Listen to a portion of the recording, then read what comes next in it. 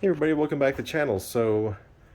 I didn't plan on flying the airplane today. Originally, I was going to wait till next weekend, but because of scheduling stuff, and I'm leaving on a work trip today, so I ended up flying the airplane this morning.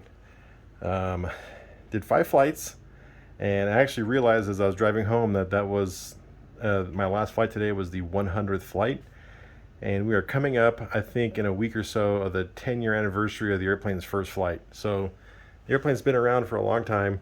If you're new to the channel or don't know anything about this airplane, I scratch built this off of 3 views in 2012.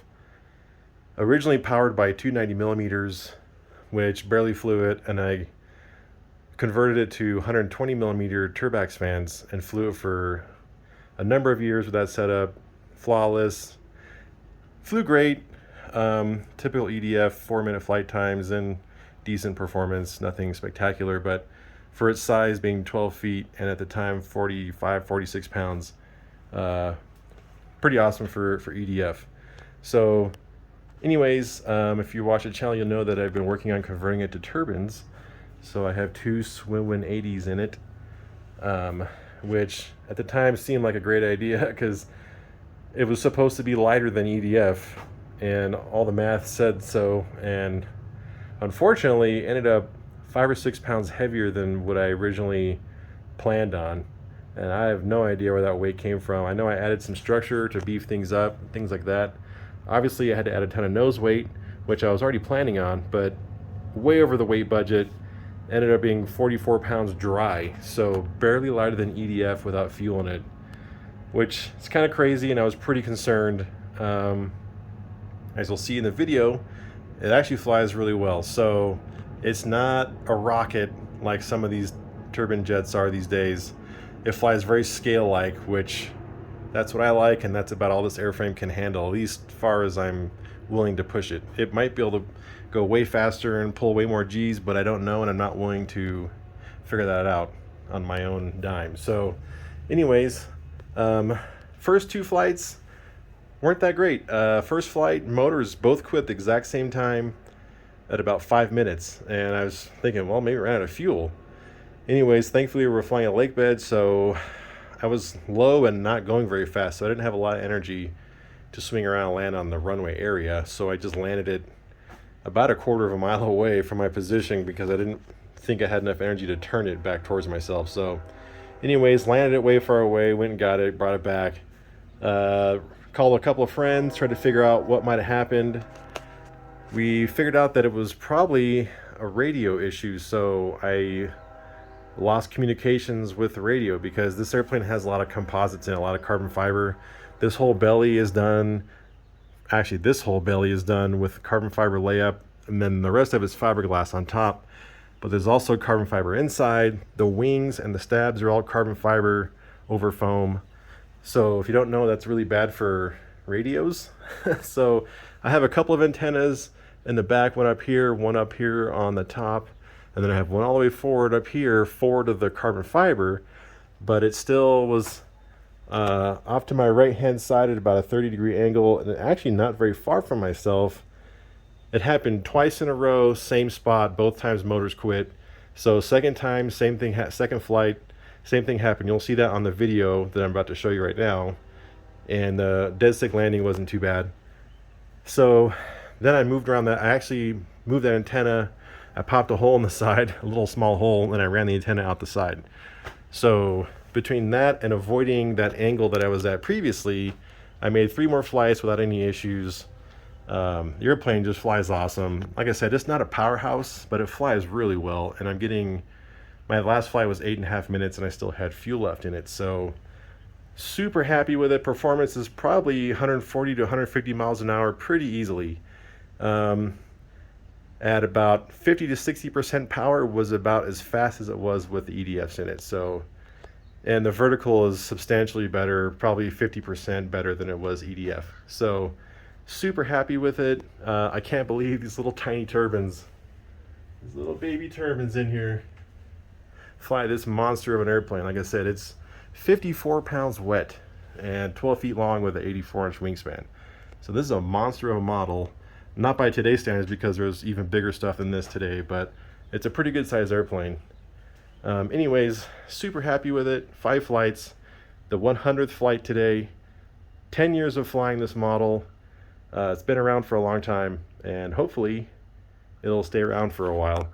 So all new radio equipment. Like I said, I'm gonna try and run another antenna on the dorsal outside, so that way it's got 2 antennas outside of all the carbon fiber on the inside. So anyways, hope you guys enjoy the videos of it flying. Yeah, that's about it. Anyways, hope you enjoy it. If you have anything to ask me, just go ahead and ask me in the comments. Enjoy the flying footage, and we'll see you in the next one.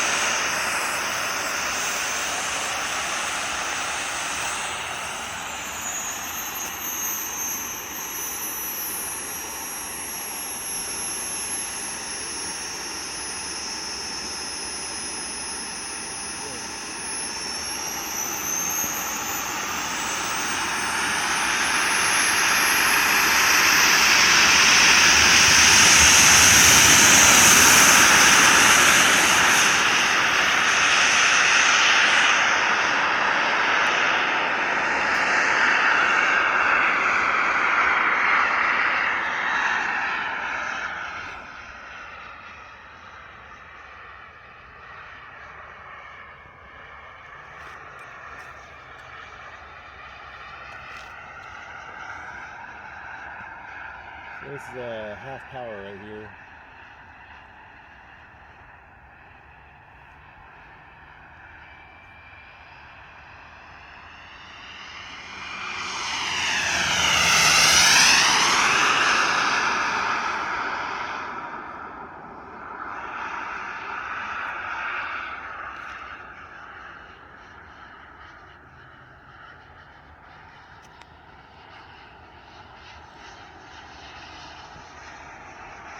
It's about 60% throttle, which is probably about as fast as it ever was with an EDF in it.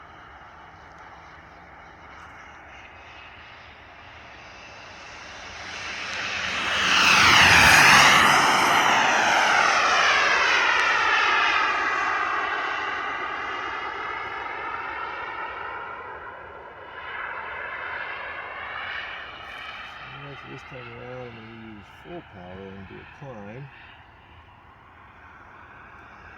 Full power.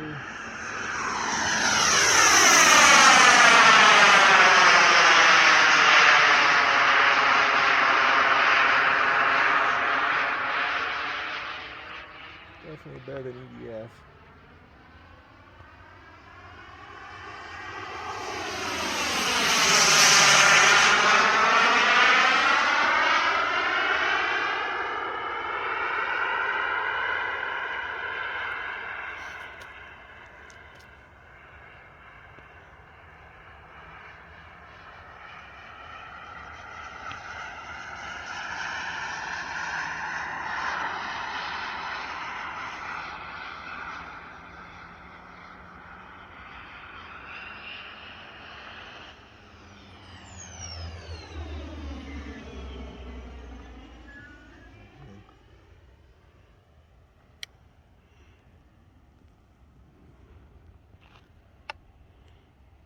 like it got a radio hit and it cut off again.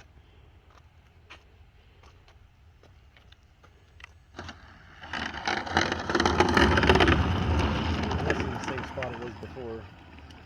Yep, hold one. Sure enough. So the first flight, turn the turbines off. We had both turbines shut off on the first flight, almost in the same spot, a little bit closer actually, and didn't understand why. That time I actually felt that it was a disconnect. Flight log shows that there was a hold on the radio. Like I said, almost the same exact spot, so that's interesting. And that was only 3.5 minutes into the flight. I'll go ahead and turn it off.